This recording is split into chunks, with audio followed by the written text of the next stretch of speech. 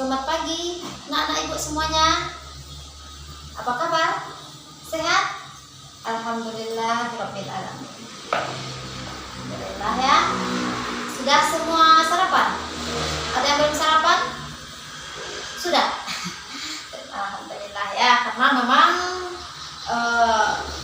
kebutuhan jiwa dan kebutuhan raga itu tidak bisa kita kurangi ya, termasuk nomor satunya itu makan ya, karena makan itu sebagai salah satu penguat memberikan kita energi ya.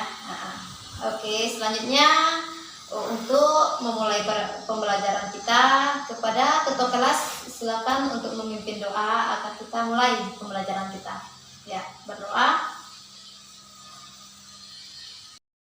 Yang berikutnya yaitu menerangkan tentang pemerintahan tentang surah Al-Mu'tafikat ya, Al-Mu'tafikat. Jadi ketika surat ini timbul, maka pemerintahan Rasulullah SAW tentang menerangkan atau mengajarkan Islam kepada seluruh masyarakat itu mulai diperintahkan secara terang-terangan. Nah, tentang terangan ini, apakah langsung Rasulullah itu mengimbau, hai sini, ini Islam, begini, tidak ya. Tetapi Rasulullah SAW itu pertama duduk dulu, tenang dulu, baru mendekati satu persatu perlahan.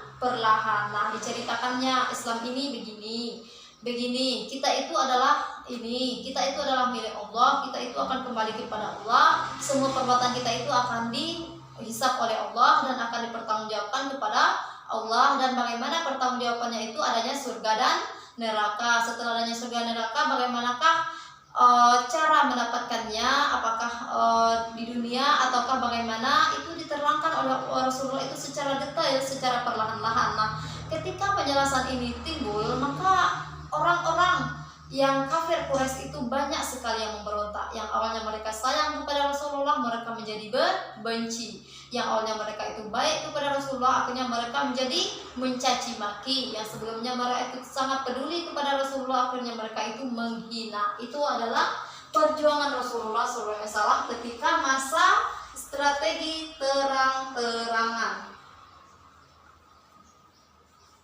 Iya, masa terang-terangan ini adalah masa yang mana Rasulullah SAW itu mempertaruhkan jiwa dan raganya, harta dan bendanya, kebahagiaan dan ketenangannya, kesejahteraan dan kedamaiannya, istri dan anaknya, keluarga-keluarga tercintanya, semua dipertaruhkan demi menegakkan kalimatul hak. Ya, asyhadu an la ilaha illallah wa asyhadu anna Muhammadar Rasulullah. Karena memang tujuan dari Rasulullah itu hanyalah satu, yaitu untuk berusaha mengislamkan seluruh orang agar kita semua menjadi umatnya ya. Dari kota dahulu di Mekah sampai ke pelosok-pelosok tempat kita, sampai ke kampung halaman kita, sampai ke kota-kota daerah sekitaran kita, itu tentu melalui perjuangan Rasulullah Shallallahu Alaihi Wasallam. Ya, dengan perjuangannya lah sehingga Islam itu masuk ke sini. Apakah dengan semudah membalik telapak tangan begini saja langsung Islam? Tidak ya, tetapi dengan perjuangan yang sangat-sangat luar biasa. Rasulullah itu menghadapi pertempuran, Rasulullah itu menghadapi ejekan, Rasulullah itu menghadapi bulian, Rasulullah itu menghadapi tantangan, bahkan Rasulullah juga diancam dengan pembunuhan. Nah, namun apakah Rasulullah itu mengalah? Apakah Rasulullah itu menyerah? Tidak. Rasulullah SAW itu mengalami penganiayaan dari seluruh penganiayaan ini diterima oleh Rasulullah itu masa pemerintahannya begitu sangat dalam sekali.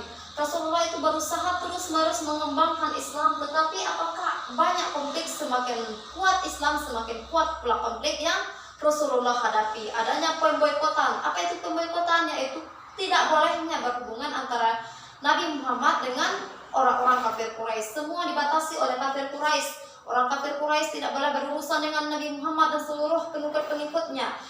Orang kafir Quraisy tidak boleh menikah dengan seluruh pengikut Nabi Muhammad. Orang kafir Quraisy tidak boleh jual beli dengan keturunan Nabi Muhammad dan seluruh pengikutnya. Itu telah menjadi pemboikotan, ya, disebut dengan pemboikotan.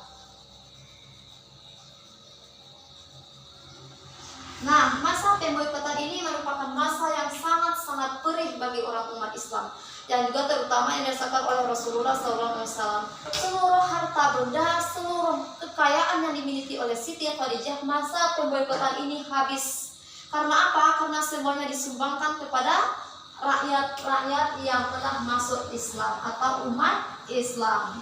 Seluruh harta bendanya Siti Khadijah itu disalurkan kepada rakyat-rakyat yang membutuhkan.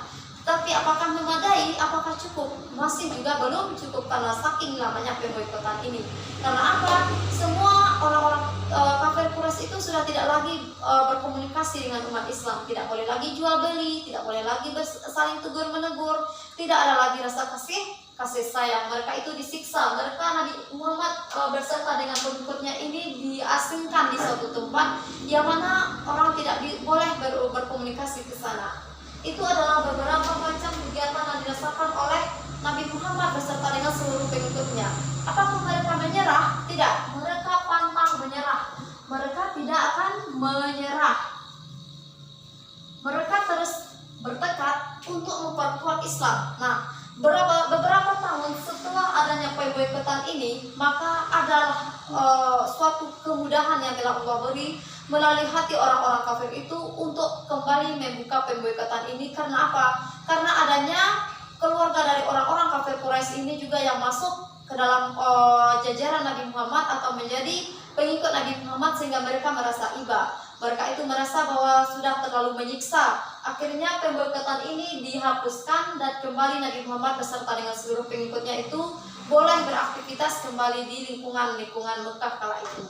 Nah, selama pemboikotan inilah masa Rasulullah SAW itu sangat-sangat sekali sulit untuk beradaptasi dan mengembangkan Islam. Karena bagaimana mengembangkan Islam, keadaan diri, keadaan ekonomi, keadaan yang telah masuk Islam pun tidak bisa distabilkan.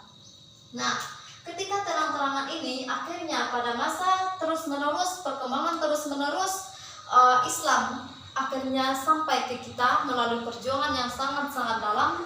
Tentunya itu dimulai dari masa Rasulullah.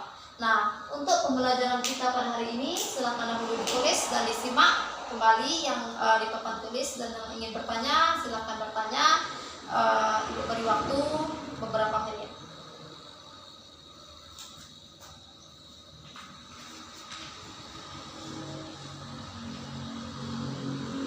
Ya. Mengapa mereka sulit menerima agama Islam di kala itu? Mengapa kafir Quraisy begitu menantang Islam di kala itu? Ya, itu pertanyaannya dari saudari Anissa. Ya. Ya, ketika itu Anissa, mengapa kafir Quraisy itu begitu sulit menerima Islam? Yang pertama, kenapa? Karena mengingat tujuan dari Rasulullah SAW ini adalah yang pertama ketauhidan kepada Allah Subhanahu Wa Taala. Jadi ketika Rasulullah menjelaskan tentang Islam, tentang agama, tentang siapa yang menciptakan kita, tentang bagaimana bentuknya kita, apakah kemana kita akan kembali, maka ketika itulah orang-orang kafir Quraisy itu merasa seakan-akan itu salah, ya, karena mereka tidak tahu sebelumnya, mereka tidak percaya. Maka ketika itulah Rasulullah SAW mendapat gejolak yang sangat luar biasa dari masyarakat karena mereka tidak percaya. Yang mereka itu dulunya menyembah patung, mereka itu menganggap bahwa patung itu adalah yang berkuasa. Jadi mereka merasa seakan-akan itu adalah sulit diterima. Nah, itu adalah hal yang pertama. Yang kemudian mereka juga takut tentang hari kiamat, karena sudah banyaknya dosa yang telah mereka perbuat kafir Quraisy, apalagi mereka yang memiliki jabatan, ya, mereka itu yang memiliki kedudukan tinggi. Karena mereka itu merasa takut tentang mengenal namanya hari pembalasan atau hari kiamat, maka ketika itu Rasulullah SAW itu mereka itu tidak suka dengan ajaran yang telah Rasulullah bawain. Mereka itu merasa bahwa salah, ya, mereka itu merasa bahwa apa yang diajarkan oleh Rasulullah itu tidak benar. Itu adalah menurut pemikiran mereka, karena mereka takut sekali tentang hukuman hari kiamat. Mereka mengira bahwa setelah mati itu tidak ada lagi aktivitasnya. Setelah mati, setelah masuk ke dalam kuburan, setelah dikuburkan, jadi tidak ada lagi yang akan ditanggungjawabkan, tidak ada lagi yang akan dipertanyakan, tidak akan ada lagi yang akan diemban. Itu menurut mereka. Jadi mereka takut tentang hari kiamat. Karena itulah mereka tidak mau, ya. Mereka itu itulah karena kurangnya keimanan dan kurangnya pengetahuan tentang agama. Nah, yang berikutnya itu adalah adalah karena ketenangan jiwa ini.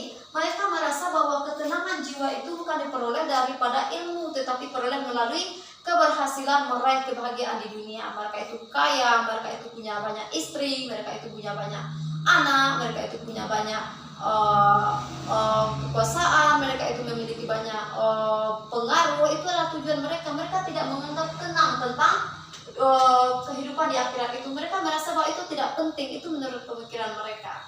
Nah, kemudian yang berikutnya itu adalah tentang keserasian antara umat Islam itu memiliki kesejajaran. Itu mereka salah. Karena apa? Mereka mengira bahwa orang yang miskin itu adalah orang yang tidak memiliki apa-apa, tidak bisa disamakan dengan orang yang memiliki kekayaan. Itu membuat mereka itu merasa tidak suka, karena sebelumnya mereka itu menindas orang-orang yang tidak memiliki harta, mereka menindas orang-orang yang tidak memiliki kekuasaan, mereka menindas orang-orang yang miskin. Ya, seperti itu adalah kegiatan mereka sebelumnya, sehingga kehadiran Rasulullah sangat memutarbalikkan fakta yang mereka rasakan dengan apa yang diajarkan oleh Rasulullah. Itu adalah alasan mengapa mereka menantang. Ya, apakah sudah paham? Bisa? Alhamdulillah. Baik, apa masih yang ingin ditanyakan? Baiklah, kalau tidak ada lagi karena waktu kita juga sudah habis, Ibu berikan tugas ya. Tugas yang pertama, iya, silakan dijawab dulu. Tugas yang pertama, jelaskan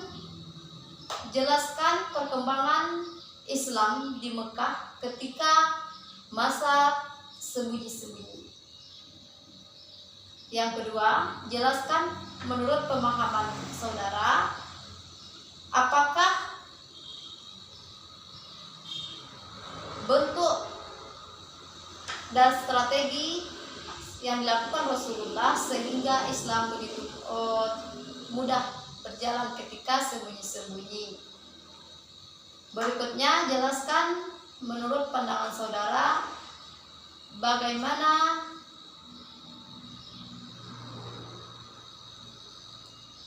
perkembangan Islam ketika masa terang-terangan. Cukup 3 saja ya. Dikumpulkan besok, pada pertemuan besok. Ya, kumpulkan para ketua kelas, langsung ketua kelas kumpulkan ke saya ya. Iya.